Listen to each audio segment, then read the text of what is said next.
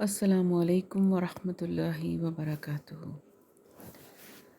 آج کا لیسن ہم سٹارٹ کریں گے سورۃ الانعام کی آیت نمبر 38 سے۔ اور لیسن سے پہلے ایز یوزول ہم چھوٹی سی بات، کوئی نہ کوئی اچھی سی بات آپ کے ساتھ شیئر کرتی ہوں۔ تو آج بھی ایک چھوٹی سی بات ہے اور وہ آپ سے شیئر کرنا چاہ رہی ہوں، کیونکہ بہت دفعہ ایسا ہوتا ہے کہ ہمیں کیونکہ زندگی ہماری جو ہے وہ ہر وقت ایک سی نہیں رہتی، مشکل حالات بھی آتے ہیں، خوشیاں بھی آتی ہیں۔ تو خوشیوں والا وقت بڑی جلدی گزر جاتا ہے، ہمیں پتہ بھی نہیں چلتا، لیکن جو تھوڑا سا مشکل ٹائم ہوتا ہے وہ گزارنا مشکل ہوتا ہے، اس میں وہ وقت بھی بہت لمبا لگتا ہے، اور اس وقت میں ہمیں تھوڑے سے سہارے کی بھی ضرورت ہوتی ہے، تھوڑی سی ہمیں کوئی ایسا کچھ چاہیے ہوتا ہے جو ہماری ہمت بندھائے۔ تو اس کے لیے میں زیادہ تر وہی باتیں زیادہ تر بار بار شیئر کرتی ہوں، تاکہ کسی کو بھی اگر کوئی کسی تکلیف میں ہے تو ہو سکتا ہے کہ وہ میری بات سن کر اس کا دل تھوڑا سا مضبوط ہو جائے۔ تو آج کی بات ایک سورۃ آل عمران ہے، اس کی آیت نمبر ہے 190، اور آیت کچھ اس طرح سے ہے: وَاخْتِلَافِ اللَّيْلِ وَالنَّهَارِ لَآيَاتٍ لِأُولِي الْأَلْبَابِ۔ ترجمہ ہے کہ رات اور دن کے بدلنے میں عقل والوں کے لیے بہت سی نشانیاں ہیں۔ تو اس کو تھوڑا سا ہم آج کھولتے ہیں کہ رات اور دن جو کہ ہم دیکھتے ہیں کہ ہر روز ہم اس کا مشاہدہ کرتے ہیں، تو اس میں ہمارے لیے کیا نشانیاں ہیں؟ عقل والوں کے لیے، جن کو اللہ نے کہا کہ نشانیاں اس میں ہیں، لیکن وہ نشانی صرف عقل والے ہی اس سے حاصل کر سکیں گے۔ تو جب رات کی تاریکی کی انتہا ہوتی ہے نا، تو ہم دیکھتے ہیں کہ پھر وہاں سے صبح کی روشنی کی ابتدا ہوتی ہے۔ روز ہم اس کا مشاہدہ کرتے ہیں۔ تو اس سے ہمیں کیا نشانی پتہ چل رہی ہے کہ زندگی دھوپ اور چھاؤں کا نام ہے، اس میں اتار چڑھاؤ آتے رہتے ہیں، نہ تو غم ہمیشہ رہتے ہیں اور نہ ہی خوشیاں ہمیشہ رہتی ہیں۔ اور ہم ہر روز سورج کو نکلتے دیکھتے ہیں، مگر پھر بھی اپنے غموں کی وجہ سے مایوسی کا شکار ہو جاتے ہیں۔ اور ہمیں یہ سوچنا چاہیے کہ جو رب ہر روز رات کی تاریکی کو سورج کے اجالے سے شکست دیتا ہے، وہ اس کی تاریک زندگی، اس میں بھی خوشیوں کا سورج طلوع کرنے پر قادر ہے۔ وہ رات رب قدیر جو ہیں، وہ اس کے لیے کچھ بھی مشکل نہیں ہے، مگر اس کے کچھ قوانین ہیں جنہیں وہ بدلتا نہیں ہے۔ جب سے کائنات بنی ہے، ہر روز سورج نکلتا ہے اور پھر غروب ہو جاتا ہے، نہ ہمیشہ روشنی رہتی ہے نہ ہی اندھیرا۔ یہی قانون انسان کی زندگی پر بھی لاگو ہوتا ہے۔ کبھی اس کی زندگی خوشیوں کے نور سے منور ہو جاتی ہے، تو کبھی اسے غم کے اندھیروں کا سامنا کرنا پڑتا ہے۔ اور یہ بات بھی ذہن نشین کرنی چاہیے کہ جس طرح صبح سے پہلے رات کی تاریکی ضرور چھاتی ہے، اسی طرح روشنی سے پہلے غم کے بادل بھی ضرور آتے ہیں۔ بے شک جو شب و روز کی گردش ہے، اس میں قلب سلیم رکھنے والوں کے لیے بہت سی نشانیاں ہیں۔ تو اس کے اوپر ہمیں غور کرنا ہے کہ زندگی ہماری ایسی ہی ہے، کبھی اچھا وقت، کبھی برا وقت۔ تو لیکن یہ کہ جو برا وقت ہے اس کو گزارنے کے لیے ہمیں کچھ چاہیے تو صحیح، تو اس کے لیے ہمیں اللہ کا سہارا چاہیے۔ اگر اللہ اس تاریک رات میں ہمارے ساتھ ہوں گے تو ہم اس تاریک رات میں بغیر کسی ڈر کے گزر جائیں گے، اور پھر اس روشنی کی طرف بڑھتے جائیں گے کہ جو روشنی ہماری منتظر ہوتی ہے۔ تو بس کرنے کا کام یہ ہے کہ غم اور خوشیاں آتی رہیں گی، زندگی میں آتی رہتی ہیں، آزمائش بھی ہے اللہ تعالیٰ کی، لیکن یہ کہ اللہ کا قانون ہے کہ وہ ایک وقت جو اس نے رکھا ہے، اس وقت کے لیے وہ اب رات بھی دیکھیں اپنے وقت پر ہی سورج طلوع ہوتا ہے، لہٰذا جو بھی دکھوں کا ٹائم ہے وہ پورا ہو کر رہے گا، وہ کم نہیں ہوگا۔ لیکن یہ کہ اگر ہم اللہ کو پکڑ لیں گے، اللہ کو کس طرح پکڑیں گے؟ اللہ کے کلام کے ذریعے، تو پھر اللہ تعالیٰ ہمیں اس رات اس مشکل وقت میں سے ہمارے لیے گزرنا آسان فرما دیں گے. ہمیں پتہ بھی نہیں چلے گا اور ہم اس پیریڈ میں سے گزر جائیں گے. ہمیں ڈپریشن نہیں ہوگا، ہمیں اور انگزائٹی نہیں ہوگی. تو اس لیے ہمیں اللہ تعالیٰ کا سہارا چاہیے. تو پتہ یہی چلا، ہر بات کا جو نچوڑ ہے وہ یہی ہے کہ اللہ کے سہارے کے بغیر زندگی گزارنی بہت مشکل ہے. اگر ہم اچھی اور پرسکون زندگی گزارنا چاہتے ہیں تو اللہ کا سہارا اس کے لیے ہمیں چاہیے، اور اللہ کا سہارا پکڑنے کے لیے اللہ کے کلام سے جڑ جائیں. اللہ تعالیٰ اپنے کلام کے ذریعے اپنے بندوں سے بات کرتے ہیں، ان کو سمجھاتے ہیں. آپ جب اس کو پڑھیں گے تو آپ دیکھیں گے کہ اللہ تعالیٰ کتنے پیار سے اپنے بندوں کو سمجھاتے ہیں، اور اللہ کو پہچانا ہی اس کے کلام کے ذریعے جا سکتا ہے. تو اللہ تعالیٰ ہم سب کو مشکل وقت سے اول تو محفوظ رکھے، اور اگر کوئی مشکل آ بھی جاتی ہے تو پھر اللہ تعالیٰ اس میں ہمارے ساتھ رہیں، ہم اللہ کا ساتھ، اللہ کا دامن پکڑ لیں. تو یہ تھی آج کی بات، اور اب ہم اپنا لیسن سٹارٹ کرتے ہیں جو کہ سورۃ الانعام ہے، اور آیت نمبر 38 سے ہم نے پڑھنا ہے. اور سب سے پہلے ہم لفظی ترجمہ لکھیں گے. اعوذ باللہ من الشیطان الرجیم، بسم اللہ الرحمن الرحیم. رب اشرح لی صدری ویسر لی امری واحلل عقدۃ من لسانی یفقہوا قولی. چلیں جی لکھیں. ٹرانسلیشن: وا اور الذین وہ لوگ جو، کذبوا جنہوں نے جھٹلایا، بِآیاتِنَا بِآیاتی آیات کو، اور نون زبر الف نا ہماری آیات کو، صم بہرے ہیں، و اور بکم گونگے ہیں، فی میں الظلماتی اندھیروں میں ہیں،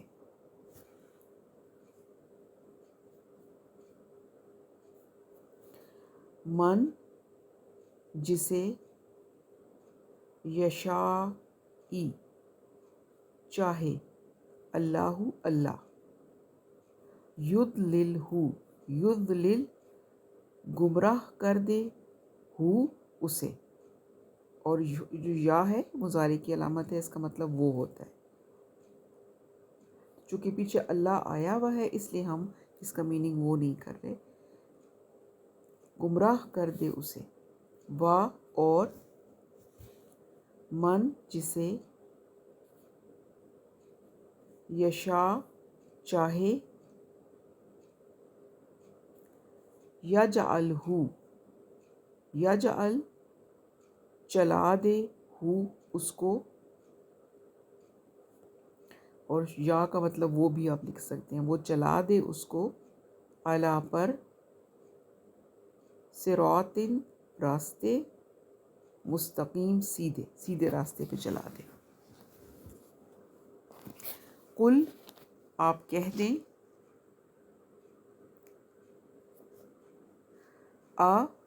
کیا،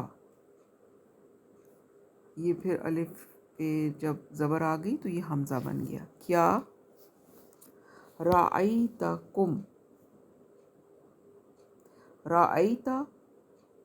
دیکھا، کم تم نے،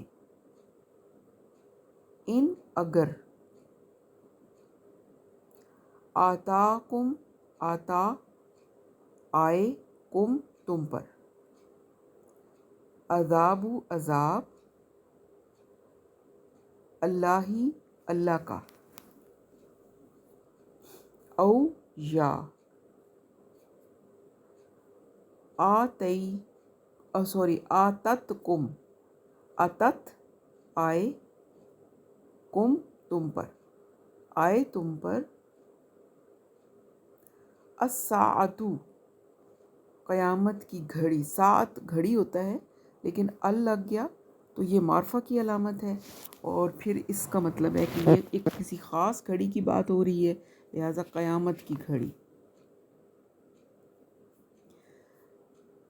غیر اللہ اس کے پارٹ کریں پھر وہی حمزہ آ گیا کیا، غیر سوا اللہ اللہ، کیا اللہ کے سوا،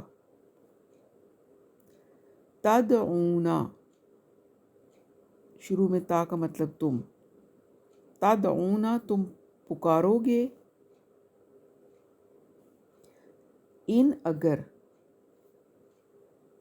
یہاں پہ ہے نا کیا اللہ کے سوا، بریکٹ میں لکھ لیں کسی اور کو، تاکہ آپ کو سمجھ آ جائے کہ اگر تم پہ قیامت کی گھڑی آ جائے یا کوئی عذاب آ جائے تو کیا اللہ کے سوا تم کسی اور کو پکارو گے، یہ اس کا میننگ بن رہا ہے۔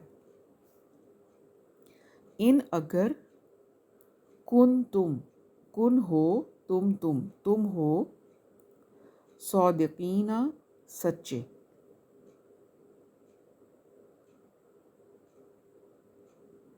بلکہ، ایاہو صرف ہو اس کو، صرف ہو اس کو، تدعونا تم پکارتے ہو، تا مضارع کی علامت ہے، تم پکارتے ہو،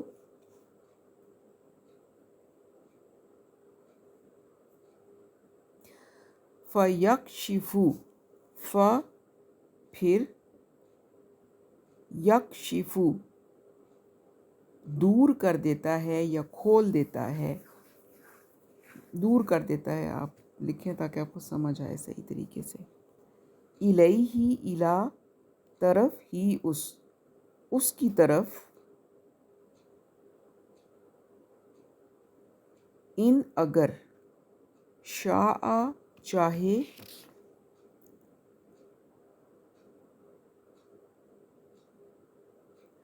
و اور، تنسونا تم بھول جاتے ہو، شروع میں تا مضارع کی علامت جس کا میننگ تم ہے، اور آگے نسیان سے آپ اس کو یاد کر لیں بھولنا، تم بھول جاتے ہو، ما جو، تشرکونا تم شریک کرتے ہو۔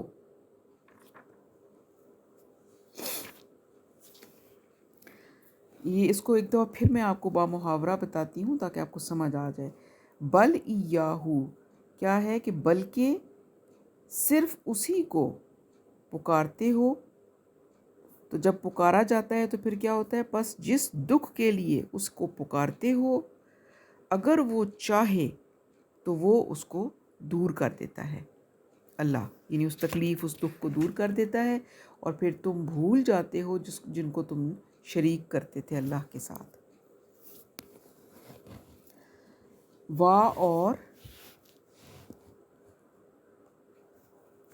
لقد لام البتہ، قد یقیناً، ارسلنا ارسل بھیجے، نا ہم نے، بریکٹ میں لکھ لیں رسول، بھیجے ہم نے، وہ بیچ میں رسول جو ہے وہ نہیں آ رہا لیکن آپ لکھ لیں تاکہ آپ کو سمجھ آ جائے، بھیجے ہم نے رسول، الا طرف، اممن امتوں یعنی بہت ساری امتوں کی طرف، من سے، قبلی کا قبل پہلے، کا آپ سے پہلے،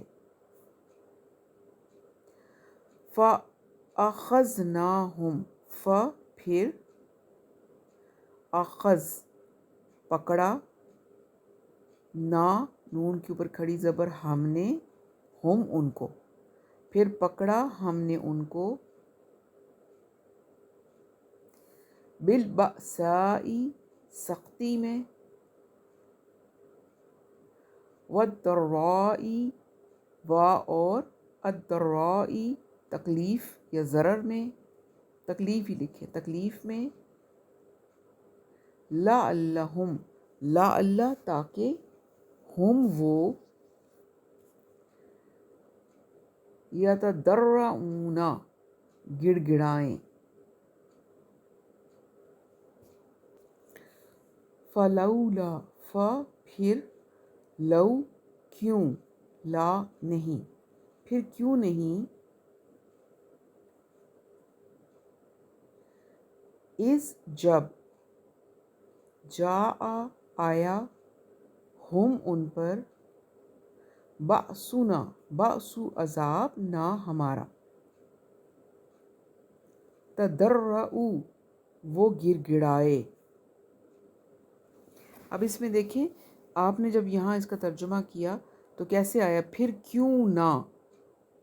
असल में अगर आप उर्दू में का तर्जुमा करें तो फिर यूँ आना चाहिए कि फिर क्यों ना वो गिड़गिड़ाए जब आया उन पर हमारा अजाब। लेकिन जब आप अरबी में पढ़ रहे हैं तो फिर क्यों ना के बाद बाकी जुमला आया और वो गिड़गिड़ाए एंड पर आ गया।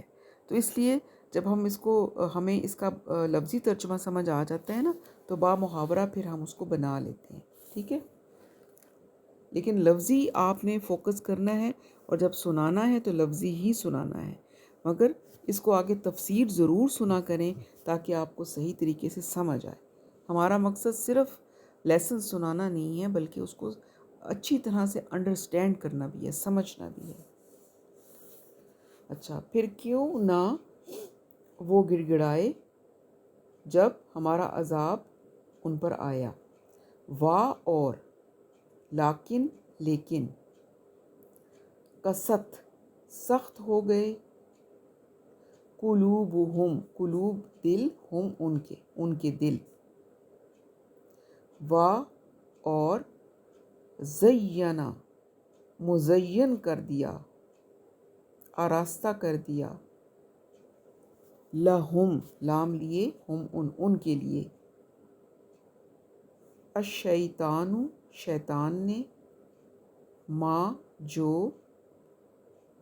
कानू थे, यामलूना वो अमल करते, यानी जो भी वो अमल करते थे उसको शैतान ने बड़ा मुज़य्यन कर दिया उनके लिए।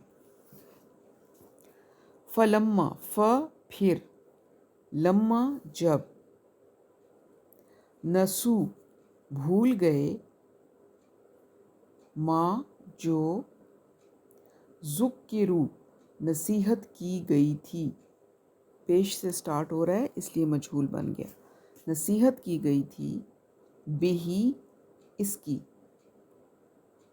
यानी जो नसीहत उन्हें की गई थी जब वो नसीहत को भूल गए तो क्या हुआ, फतहना तो, फतह तो खोल दिए, ना हमने, फतह खोल दिए ना हमने, ये इकट्ठा लफ्ज़ है। फतह फतह खोलना होता है, और अलैहिम अला पर, हिम उन पर, क्या खोल दिए, अबवाबा दरवाज़े, कुल्ली हर, शई इन चीज़ के, यानी नेमतों के दरवाज़े खोल दिए अल्लाह ने, हत्ता यहाँ तक कि, इज़ा जब, फरिहू खुश हो गए,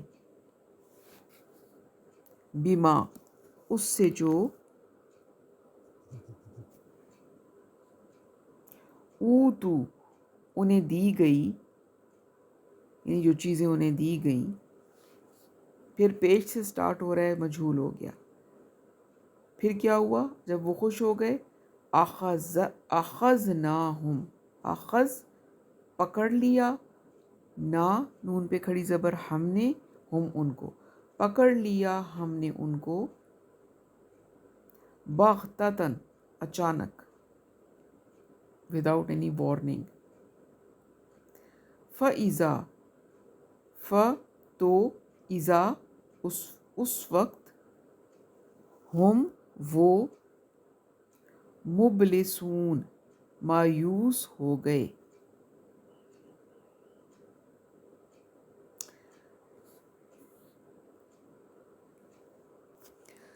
फ़कुतिया फिर, कुतिया काट दी गई, फिर पेश से स्टार्ट हो रहा है मजहूल पैसिव वॉइस, फिर काट दी गई, दाबिरू जड़, अलकौमी कौम की, अल्लज़ीना वो लोग, जो, ज़ोलमू جنہوں نے ظلم کیا. وا اور الحمدو تمام تعریف للہ اللہ کے لیے ہے. ربی رب ہے العالمین تمام جہانوں کا. تھوڑا سا لیسن لمبا ہو گیا ہے، اس کے لیے بہت معذرت، لیکن اس کو میں چھوٹا کر نہیں پا رہی تھی. اس کی پھر آپ کو سینس سمجھ میں نہیں آنی تھی. ایک سارٹ آف ٹاپک کمپلیٹ ہو تو پھر ہی آپ اس کو ختم کر سکتے ہیں. اگر میں اس کو بیچ میں کچھ آیتوں سے پہلے ختم کر دیتی لیسن تو پھر وہ ان آیتوں کی سمجھ نہیں آپ کو آنی تھی. یعنی وہ جو بات بتائی جا رہی ہے نا اس کا مفہوم آپ کو سمجھ نہیں آنا تھا. اس لیے آج تھوڑا سا مجھے مجبوراً لیسن لمبا کرنا پڑا ہے. تو آپ لوگ تھوڑی محنت کر کے اس کو یاد کر لیجئے گا. ایک غلطی اور مجھ سے آج ہو گئی، میں شروع کی ایک آیت مس کر گئی. تو وہ میں ابھی دوبارہ آپ کو جو پہلی آیت ہے نا، آیت نمبر 38، میں نے 39 سے سٹارٹ کر دیا تھا، تو وہ میں آپ کو بھی لکھوا دیتی ہوں، آپ وہ لکھ لیں. وا اور ما نہیں، یہاں پر ماں کا مطلب نہیں ہے، وما اور نہیں، من کوئی، من کا مطلب سے بھی ہوتا ہے اور کوئی بھی ہوتا ہے، کچھ بھی ہو جاتا ہے کئی جگہوں پر. اور نہیں کوئی دابتن چلنے والا، فی الارضی زمین میں، وا اور لا نہیں،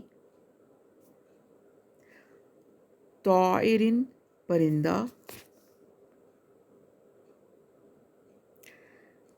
یتیرو وہ اڑتا ہے،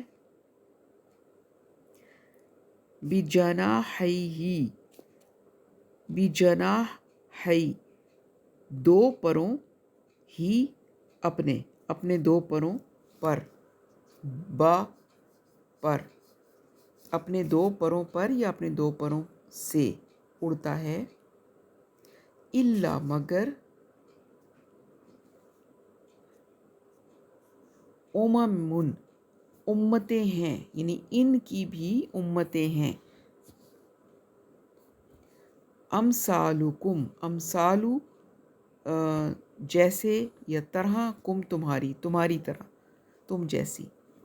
یعنی انسانوں کو بتایا جا رہا ہے نا کہ تم جیسی پرندوں کی بھی اور جو بھی زمین میں چلنے پھرنے والے جانور ہیں ان کی بھی امتیں ہیں، یعنی ان کی بھی گروپس ہیں، اسپیشیز ہیں.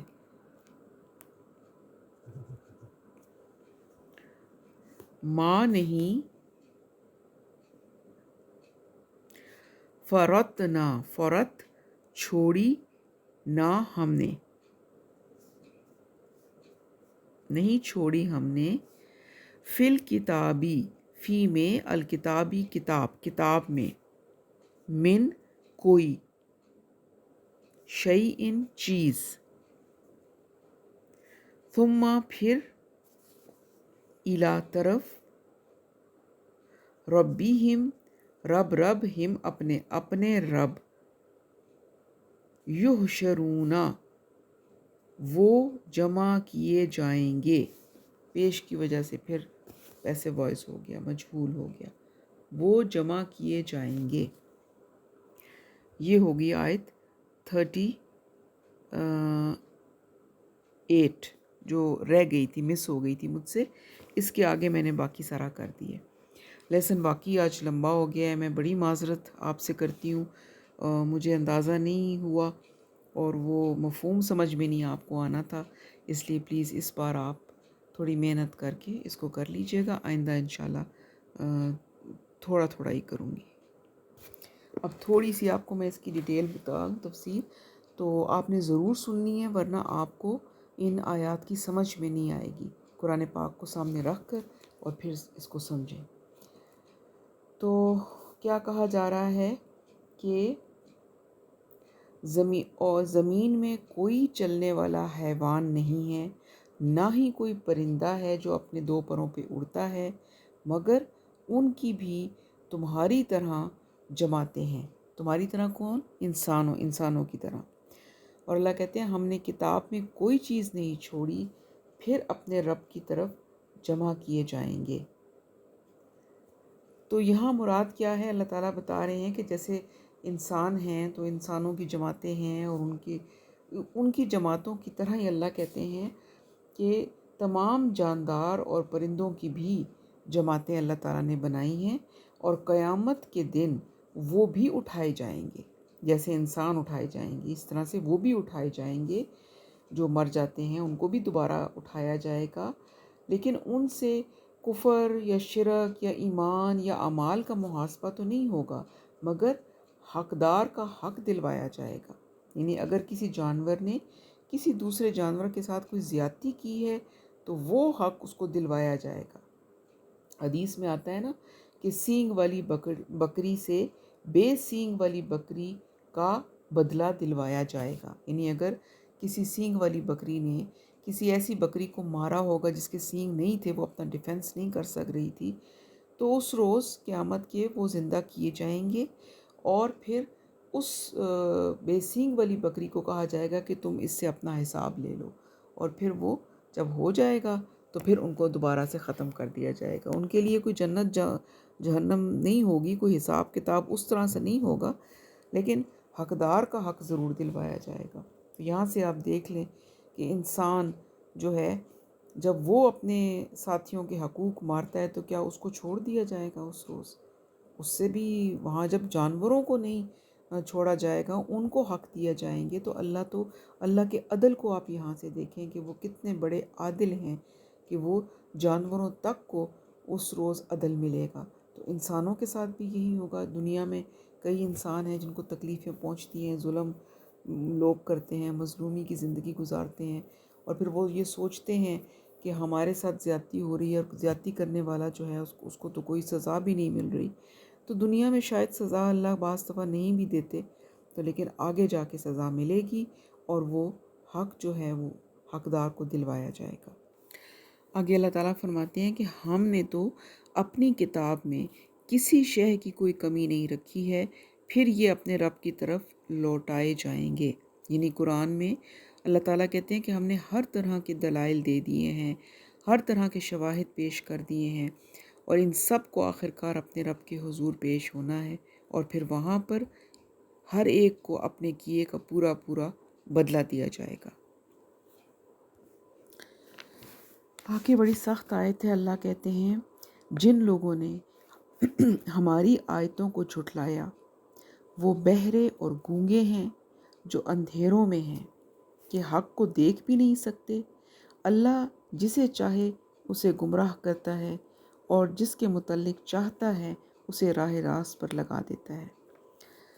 تو یہاں پر بڑی سختی آیت ہے، اور اللہ تعالیٰ کی سزا کا ایک طریقہ بتایا گیا کہ اللہ جب کوئی انسان اللہ تعالیٰ کی آیات کو جھٹلا دیتا ہے، ان پر عمل نہیں کرتا، ان کو نہیں مانتا، تو پھر اس پر ہدایت کے راستے بند ہو جاتے ہیں۔ یعنی آپ کو پتہ ہے کہ ہدایت اللہ تعالیٰ کی نعمتوں میں سب سے بڑی نعمت ہے۔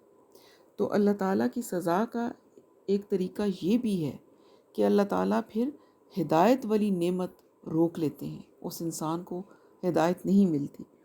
تو یہاں اسی چیز کو بتایا جا رہا ہے کہ اللہ کہتے ہیں کہ اس کی مثال ایسی ہے کہ جیسے کوئی گونگا بہرا شخص گہرے اندھیروں میں ہوتا ہے۔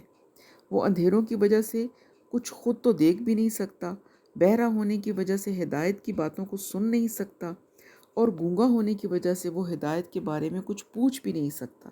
یہ مراد یہ نہیں ہے کہ وہ واقعی میں گونگا اور بہرا ہوتا ہے یا اندھا ہوتا ہے، مراد یہ ہے کہ اس کے دل کے کان اور دل کی زبان بند ہو جاتی ہے، یعنی وہ ان ہدایت کی جو باتیں ہیں وہ اس پر اثر نہیں کرتی، وہ ان کی طرف کھنچتا نہیں ہے، وہ پا نہیں پاتا وہ ہدایت۔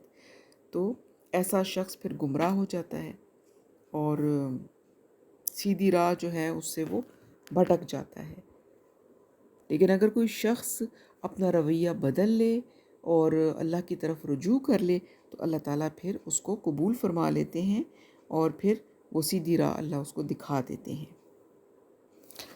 اور یہ جو فرمایا کہ اللہ تعالیٰ جسے چاہے گمراہ کرتا ہے، اور جس کو چاہے ہدایت دیتا ہے، تو اس سے مراد بھی یہ ہے کہ جس کے اندر ہدایت کی طلب ہوتی ہے اللہ کو معلوم ہوتا ہے، اللہ اس کو ضرور ہدایت دیتے ہیں، اور جس کے اندر ہدایت کی طلب ہی نہیں ہوتی، اللہ کو معلوم ہے کہ اس کے اندر کتنا اخلاص ہے اور کتنا دکھاوا ہے، تو ایسے لوگوں کو پھر اللہ تعالیٰ ہدایت نہیں دیتے۔ ایسا نہیں ہوتا کہ ایک انسان جو ہے اللہ کہہ دیتے ہیں کہ وہ ہدایت کی طرف آنا چاہتا ہے لیکن اللہ کا فیصلہ ہو چکا ہے کہ اس کو ہدایت نہیں دینی، سو نہیں دینی، ایسی بات نہیں ہے۔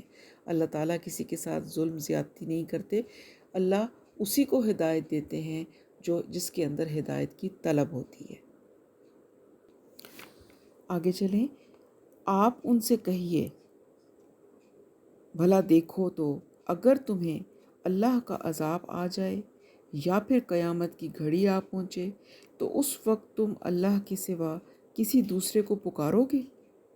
بولو اگر تم سچے ہو، بلکہ اس وقت تم صرف اللہ ہی کو پکارو گے۔ پھر جس تکلیف کے لیے تم اسے پکارتے ہو اگر وہ چاہے تو اسے دور بھی کر دیتا ہے۔ اس وقت جنہیں تم شریک بناتے ہو تم بھی ان کو بھول جاتے ہو۔ تو یہاں پر اصل میں بات جو بتائی جا رہی ہے وہ مشرکین مکہ جو ہیں ان کی عادت تھی کہ وہ مصیبت کے وقت، اور خاص طور پر جب اس زمانے میں جہازوں کا سفر، بحری جہازوں کے سفر ہوتے تھے اور کوئی طوفان آپ کو پتہ ہے سمندروں میں آ جاتے تھے، تجارت ہوتی تھی، اور یہ سارے کام وہ بحری جہازوں کے یا کشتیوں کے ذریعے کیا کرتے تھے۔ تو پھر اس ایسے موقع پر کہ جب سمندر میں انسان جا رہا ہو اور طوفان آ جائے اور طوفان کی زد میں وہ پھنس جائیں، تو وہ اپنے معبودوں کو پکارنا شروع کر دیتے تھے، اور پھر جب وہ مصیبت نہیں ٹلتی تھی اور موت ان کو بالکل سامنے نظر آتی تھی تو پھر اللہ کو پکارتے تھے۔ پھر وہ دیکھتے تھے کہ بھی معبود تو نہیں بچا سکے اور اب کوئی راستہ نہیں ہے، تو اب صرف اللہ ہی ہے جو ہمیں بچائے گا۔ تو ان کی اسی عادت کا ذکر جو ہے وہ ان آیات میں کیا گیا ہے کہ ایک انسان کو ہدایت کی راہ پانے کے لیے یہی ایک بات کافی ہے، یعنی اس کو یہی چیز سمجھانے کے لیے کافی ہے۔ اور اس کی مثال فتح مکہ کے بعد اکرمہ بن ابی جہل جو تھے، وہ ان کا خیال تھا کہ مکہ سے وہ بھاگ گئے تھے، کہ ان کو یہ ڈر تھا کہ مکہ فتح ہو گیا اور اب ان کے ساتھ بہت برا سلوک ہوگا۔ تو جب وہ جدہ پہنچے وہاں پر ان کو ایک کشتی ملی اور اس پر سوار ہو کر وہ حبشہ کی طرف چل پڑے۔ تو راستے میں پھر کشتی جو تھی وہ طوفان میں کہیں گھر گئی، تو مشرکین جو تھے وہ ان کی جس طرح عادت تھی وہ اپنے دیوی دیوتاؤں کو انہوں نے پکارنا شروع کر دیا، لیکن جب انہوں نے دیکھا کہ طوفان جو ہے وہ نہیں تھم رہا اور کشتی جو ہے وہ بالکل ڈوبنے والی ہو گئی ہے، تو پھر انہوں نے اس وقت اللہ کو پکارنا شروع کر دیا۔ تو پھر یہ جو تھے اکرمہ، ان کو خیال آیا کہ جب یہاں پر بھی موت کے ڈر سے اللہ کو پکار رہے ہیں تو پھر واقعی وہ اللہ جو ہے وہ سچا ہے۔ پھر یہ واپس آئے اور انہوں نے اسلام قبول کر لیا تھا اس واقعے کے بعد۔ آگے چلیں جی، آپ سے پہلے ہم بہت سی قوموں کی طرف رسول بھیج چکے ہیں، پھر جب لوگوں نے نافرمانی کی تو ہم نے انہیں سختی اور تکلیف میں مبتلا کر دیا۔ کیوں؟ تاکہ وہ گڑ گڑائیں، عاجزی کے ساتھ دعائیں مانگیں۔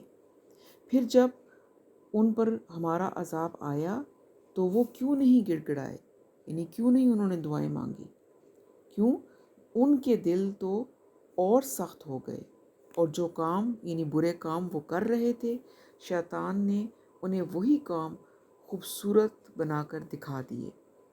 پھر جب انہوں نے وہ نصیحت بھلا دی جو انہیں کی گئی تھی تو ہم نے ان پر خوشحالی کے تمام دروازے کھول دیے، یہاں تک کہ جو کچھ ہم نے انہیں دیا تھا وہ اس میں مگن ہو گئے۔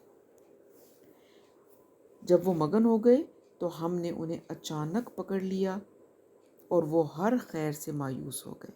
اس طرح ان ظالموں کی جڑ کاٹ دی گئی، اور ہر طرح کی تعریف تو اللہ رب العالمین کے لیے ہی ہے۔ ان آیات میں اللہ تعالیٰ نے اپنے مواخذے کا ایک قانون بیان فرما دیا۔ ہوتا یہ ہے کہ جب کسی بھی قوم میں اللہ تعالیٰ کی نافرمانیوں کا آغاز ہو جاتا ہے تو اللہ تعالیٰ پھر ان پر ہلکے ہلکے عذاب نازل کرنا شروع کر دیتے ہیں، یعنی ان کو ایک طرح کی وارننگز دینے لگ جاتے ہیں۔ مثلاً قحط آ جاتا ہے، خشک سالی یا کوئی وبا پھوٹ جاتی ہے، تو یہ ایک وارننگز ہوتی ہیں اللہ کی طرف سے، تاکہ لوگ جو ہیں وہ اللہ کی گرفت سے یا اللہ کے بڑے عذاب سے ڈر جائیں اور اس کے حضور توبہ کر لیں اور عاجزی کریں اور گڑ گڑائیں اور معافیاں مانگ کر سیدھے راستے پر آ جائیں۔ اگر تو قوم مان جاتی ہے، اللہ کی طرف رجوع کر لیتی ہے، تو اللہ کی طرف متوجہ ہو جاتی ہے، تو پھر وہ سختی جو اس پر آتی ہے وہ اللہ تعالیٰ دور فرما دیتے ہیں، اور پھر آئندہ اللہ کی رحمتوں کا نزول شروع ہونے لگ جاتا ہے۔ لیکن اگر وہ توبہ نہیں کرتی اور نافرمانیوں اور سرکشی میں بڑھتی چلی جاتی ہے، تو پھر اس صورت میں اللہ تعالیٰ کا دوسری طرح کا عذاب آتا ہے، اور وہ عذاب کون سا ہے؟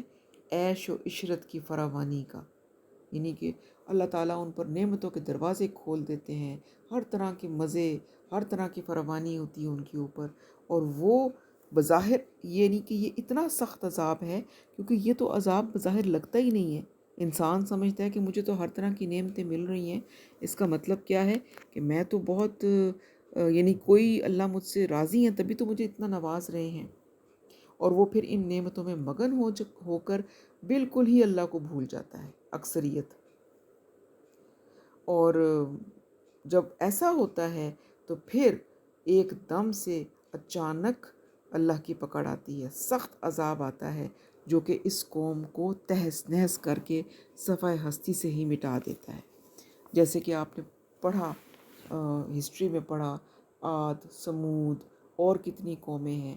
اس کے علاوہ اگر ہم آج کی دنیا میں بھی دیکھنا شروع کریں تو ہمیں اپنے ارد گرد بھی ایسی بہت سی مثالیں مل جاتی ہیں۔ اللہ تعالیٰ معاف فرمائے، اللہ تعالیٰ اپنے ہر طرح کے عذاب سے بچائے۔ اور پھر آگے یہ فرما رہے ہیں کہ یہ بھی جو ہے اللہ کا لوگوں پر بہت بڑا احسان ہوتا ہے کہ اللہ تعالیٰ ظالموں کو وقتاً فوقتاً ختم کرتے رہتے ہیں، نیست و نابود کر دیتے ہیں ظالم قوموں کو یا ظالم لوگوں کے گروہوں کو، تاکہ مظلوم لوگ جو ہیں وہ بھی ان کے ظلم و ستم سے نجات پا سکیں اور اپنی زندگی آرام سے گزار سکیں۔ تو یہ آج کی آیات ہیں، بہت مختصر ترجمہ تفسیر میں نے کی ہے کیونکہ وقت بھی تھوڑا ہے اور آیتیں زیادہ ہو گئی تھیں، اور لیکن جو اس کی مین چیز ہے وہ یہی ہے کہ اللہ کے عذاب، اللہ کے پہلے وارننگز دیتے ہیں، چھوٹی چھوٹی عذاب آتے ہیں، اور اگر انسان ان وارننگز سے نہیں سمجھتا، انڈیویجولی بھی آ سکتے ہیں اور بحیثیت قوم بھی آ سکتے ہیں، تو جب ان وارننگ سے انسان نہیں سمجھتا تو پھر اللہ تعالیٰ اس کو اس کے حال پہ چھوڑ دیتے ہیں، وہ پھر مست ہو جاتا ہے، اس کو نعمتیں دیتے ہیں، عیش و عشرت دے دیتے ہیں، اور پھر وہ اتنا مست ہو جاتا ہے کہ وہ اس کے پلٹنے کی کوئی توقع ہی نہیں ہوتی، اور وہ اللہ ہی کو بھلا دیتا ہے۔ اور پھر جب پکڑ آتی ہے اللہ تعالیٰ کی، وہ ایسی پکڑ ہوتی ہے کہ وہ بالکل اس کو ختم کر دیتی ہے، اور پھر اس کی سزا جو ہے وہ آخرت کی سخت سزا ہے کہ جس سے اللہ تعالیٰ ہم سب کو بچائے۔ کہ اللہ دنیا کی چھوٹی موٹی سزائیں جب ہوتی ہیں تو وہ تو گناہوں کو دھو دیتی ہیں ایک مومن کے، لیکن آخرت کی جو سزا ہے وہ اللہ تعالیٰ ان لوگوں کے لیے رکھ دیتے ہیں کہ جن سے اللہ اتنے ناراض ہوتے ہیں کہ اللہ کہتے ہیں کہ نہیں، ان کو اور زیادہ دنیا میں مست کرو تاکہ ان کے اور گناہ بڑھیں اور ان کی سزا اور زیادہ سخت ہو جائے۔ اللہ تعالیٰ اپنی سزا سے، اپنے غصے سے ہم سب کو محفوظ رکھیں۔ اللہم اجرنا من النار۔ یہاں پر ختم ہو گیا ہمارا لیسن۔ سبحانک اللہم و بحمدک، نشہد ان لا الہ الا انت، نستغفرک و نتوب الیک۔ السلام علیکم ورحمۃ اللہ وبرکاتہ۔